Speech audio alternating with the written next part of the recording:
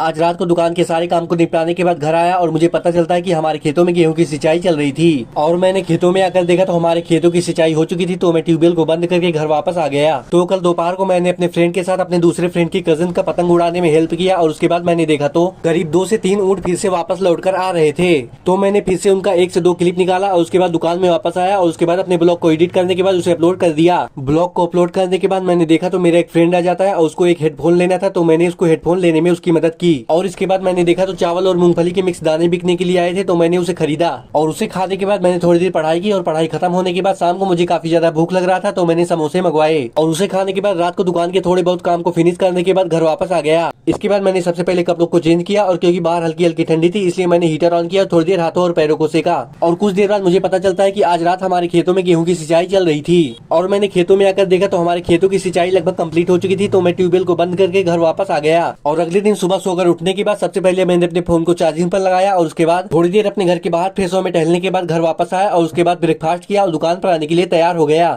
Thank you for watching.